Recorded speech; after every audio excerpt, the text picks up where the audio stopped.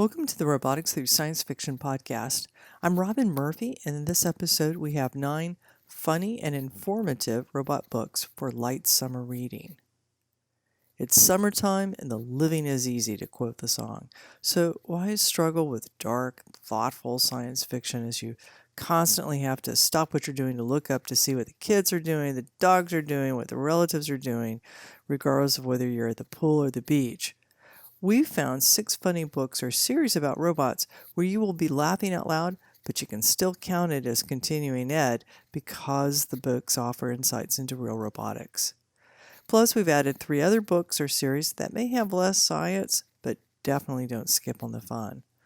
Note that all of these books are great sci-fi starter books. They don't rely on deep knowledge of sci-fi trivia or fandom, like, say, the Bobaverse series.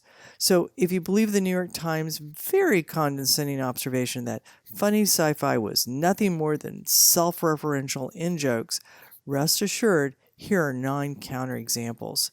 Any moderately aware carbon-based life form should find the humor and get the jokes about the robots and their situations. So find a shady spot, comfy chair, grab an umbrella drink, tell the family not to disturb you because you're studying robotics, and enjoy. The top of my list is the Murder Bot Diaries, where bad software engineering is almost murder. Martha Wells' The Murder Bot Diaries is a series of novellas, each is a quick read of about 3 hours.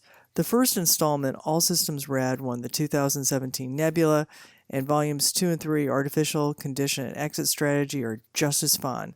And a full-length book is due out in 2019-2020 timeframe. The tale is told from the viewpoint of the protagonist, nicknamed Murderbot, who's not a serial killer, as the name would suggest, but who is in fact transcendently shallow and superficial. It openly hates interacting with humans, maintaining a snarky internal dialogue. So imagine David Spade as a bored robot mall guard. So when Murderbot gains full autonomy through a bad software engineering patch, it doesn't try to lead a robot uprising. It just uses its freedom to surreptitiously spend its free time watching entertainment feeds and slacking off. Except it can't help itself. It gets sucked into protecting the hapless scientists who are working for a Weyland-Yutani alien type of corporation. So did I mention software engineering? Well, you know how like in movies like John Wick, there's a constant backdrops of knives, guns, broken glass, that sort of thing lying around just waiting to be used? Well, buggy patches, bad cybersecurity, lazy programmers are the equivalent weapons in the Murderbot Diaries. And that's both funny and sadly true in robotics. The same buggy updates that you get for phone apps or software is the same crap we get with robots now, except robots can actually damage themselves or the real world. The first thing we teach unmanned aerial system pilots is don't run the update until lots of other people have posted to the discussion board whether it works or not. So read the Murderbot Diaries and ponder what if robots, our cars, were buggy and programmed with the same care and dedication as apps are programmed now. And be afraid. Be very afraid. And check out the RTS interview with Martha Wells as well. The second one is Lock In, Head On. It's a droll view of life from a telepresent FBI agent. So Scalzi's Lock In, Head On series is a near future where a virus has incapacitated 1% of the population. We'll start over. A close second for fun reading is the Lock In, Head On series by John Scalzi, where it has a droll view of life from a telepresent FBI agent. So it's a near future where a virus has incapacitated 1% of the population, and they're nicknamed Haydens after the person who first got the syndrome. So unable to move their bodies, their minds roam a kind of Ready Player One cyberspace, but more interestingly, they roam meat space in practical robot bodies. Well, where's the fun in that? It sounds like the opportunity for a major pity party and a sentimental journey, sort of like Surrogates with less attractive mediated embodiment. Well, don't worry, this is Scalzi, and his characters roll with the punches and pop back with rapid fire wit. For example, the robot bodies are called threeps because they look like C3PO. And instead of emotional hand wringing, Scalzi has crafted the police procedurals where an Hayden FBI agent, Chris Shane, and his partner, who makes Mel Gibson and Lethal Weapon look dull and boring, solve crimes that have a unique telerobotic twist. And again, because it's a Scalzi book, it's packed full of amusing situations and dry observations about life, video games, the realities of telecommuting, and of course, corporate greed. You don't have to read the books in order, but it is more fun that way. As a bonus for ancillary justice fans, see if you can tell if Chris is male or female because Scalzi avoided making explicit declaration. And playing along, Audible released 2 versions, one with a male narrator, Will Wheaton, and the other with a female narrator, Amber Benson. So despite being an avowed feminist, I recommend Wheaton. He narrates most of Scalzi's other books and captures the wry tone perfectly. He's like Aaron to Scalzi's Moses. Who knew Wesley Crusher was going to make good one day? Well, anyway, it's a great introduction to telerobotics and telecommuting, and just so much fun to read. I want someone to create the robot game Hellcata that Scalzi describes. Next on the list is the automatic detective, where it's tough being a detective without dexterous manipulation abilities. So you don't have to have ever listened to Guy Knorr on A Prairie Home Companion or read Hard Luck Hank or The Rules of Supervillainy to enjoy the automatic detective. But if you've read any of those or like them, you will definitely love this spoof on the whole film noir detective genre. It has the mad scientist charms of Despicable Me with a Who Framed Roger Rabbit sort of mystery.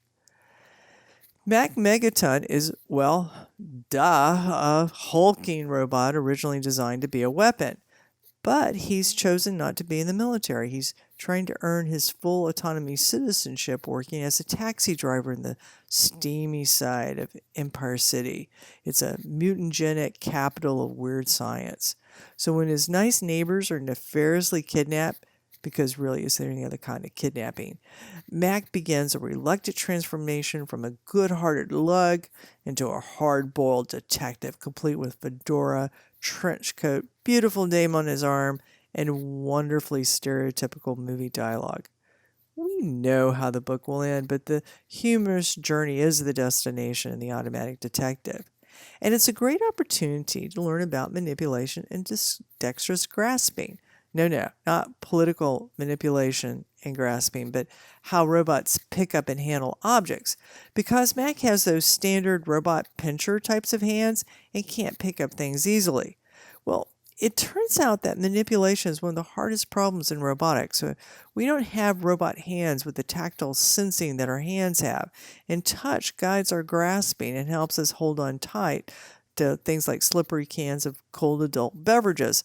But at the same time, be able to hold something and not crush an egg when getting ready to make breakfast. So the current state of the practice is to use computer vision to try to see and make a perfect 3D representation of whatever it is the robot's going to pick up, then plan how to pick it up, and then precisely execute those movements with no tactile feedback. So this is about up there with those carnival games where you try to use those graspers to get a toy prize. Anyway, the biggest advances in manipulation has been soft robotics. Essentially, instead of a hand, the robot shoots out a balloon that wraps around the objects or handles, conforms to it, and then stiffens its soft material. And now it's basically on there good and tight, but it hasn't crushed anything. Pretty cool idea. Anyway, The Automatic Detectives is very good, and check out the RTSF interview with Lee Martinez, the author. He's a pretty funny guy.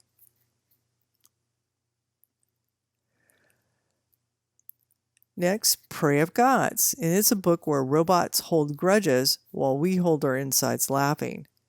So it's a book about a near future with viral infections, genetic engineering, robots, and gender bending.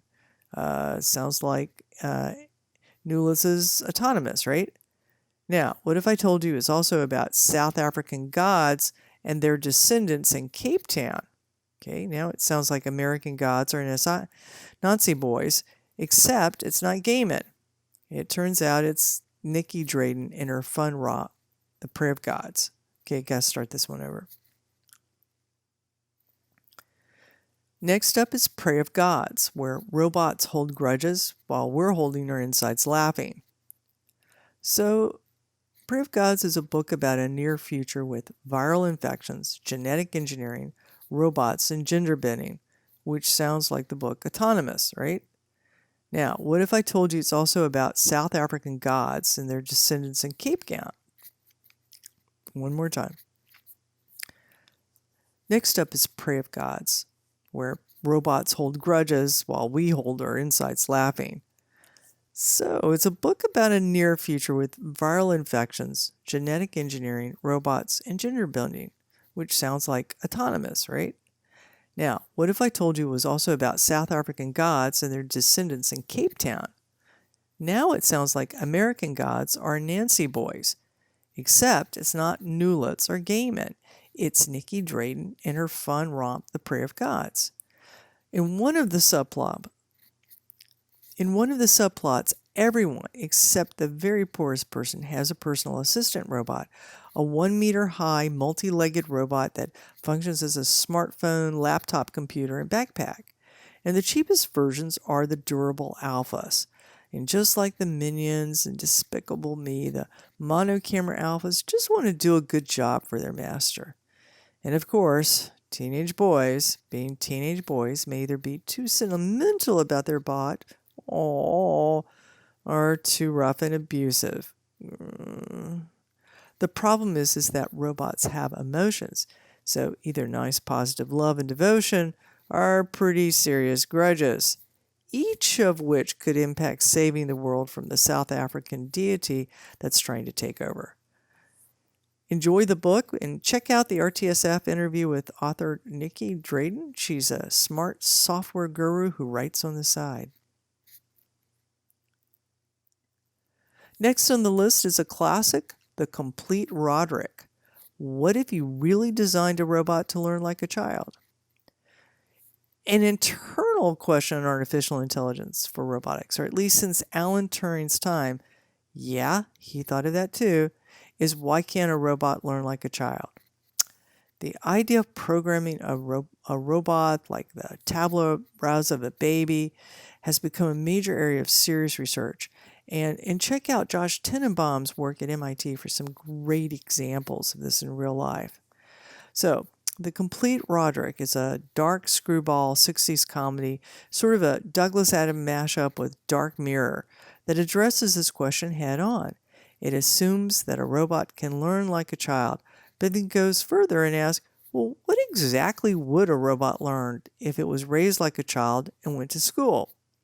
Would it learn things like other children are bullies, that teachers are fallible, that corporations will try to steal and reverse technology, that people act in their own narrow self-interest, that love is often unrequited? Oops, maybe that's not what we meant by learn like a child. So, The Complete Roderick occasionally sags a bit from some forced humor and zaniness, but it's definitely worth reading, if only because Sladek has essentially written a history of artificial intelligence for robotics and a list of who's who and founding of artificial intelligence. It's like Joe Walton's Brilliant Pain, among others, only with AI researchers substituting for science fiction authors.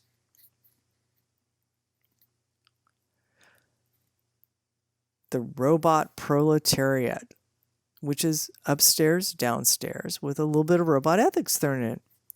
So Robot Proletariat features robots in a British manner in a near future where there are still upper-class British twits.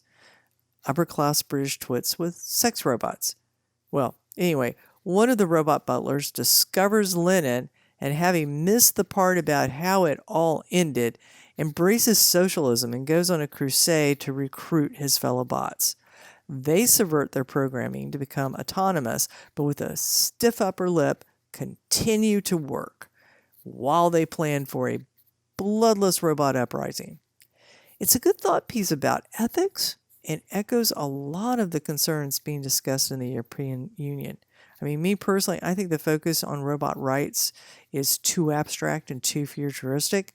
I'm more worried about the here and now of lethal autonomous weapons and the lack of liability, which is also another form of operational morality of the designers.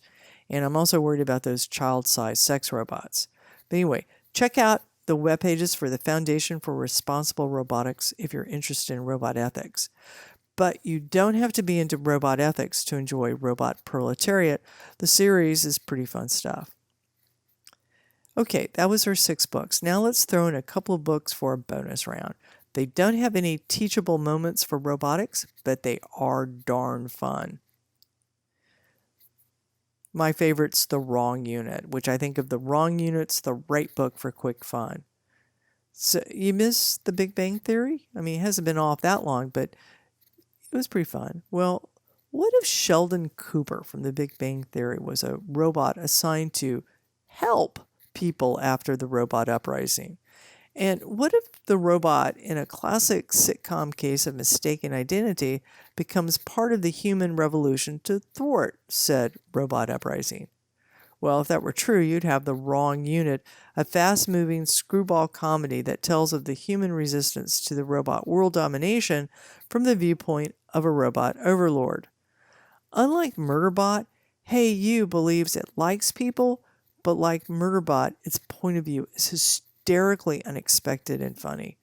There's no teachable moments in Rob Dirk's delightful book, but who cares? If anyone asks, just say it's a fundamental tome on human-robot interaction and get back to reading. It's hard to go wrong with the Ray Electro Mattock series. Ray Electro Mattock is a robot detective in a sort of 1960s LA noir alternative history. It sounds a little bit like The Automatic Detective, only set in LA. But the big difference is that Ray, being a private dick, is actually a cover for the job that really pays his electricity bills. Ray's really an assassin, since being a robot gives him that certain moral flexibility of John Cusack in Grosse Point Blank. Sometimes clever, some rolling on the floor, funny laughing, sometimes contradictory. The books in the series are like episodes of Futurama, as if they were written by different people where the showrunner didn't check for consistency in Bender's character. But who cares? They're all good fun. The Rex Neely Adventure series is a lot of fun too. I mean, the series is nominally about the charismatic, not too bright space con man Rex Neely, but the real star of this Red Dwarf meets Doctor Who meets Hitchhiker's Guide sort of humorous romp is the narrator, the robot Sasha. Working for ethically challenged Rex puts her in an interesting situation because she can't lie. And interesting, sort of like doing a Victorian swoon, Sasha shuts down for 15 seconds when she's about to have an original thought. A lot of stuff going on in the plots and fun stuff going on, and just when that sort of a determined zaniness gets a bit tiresome, the author throws in some sort of plot twist or bon mot that'll have you rolling on the floor. They're all the books are very fast, fun reads. So that's the 9 books I recommend, with 6 of them serving as examples of important topics in robotics. Enjoy the summer, and if you haven't already done so, please subscribe to our newsletter and YouTube channel so you won't miss a thing.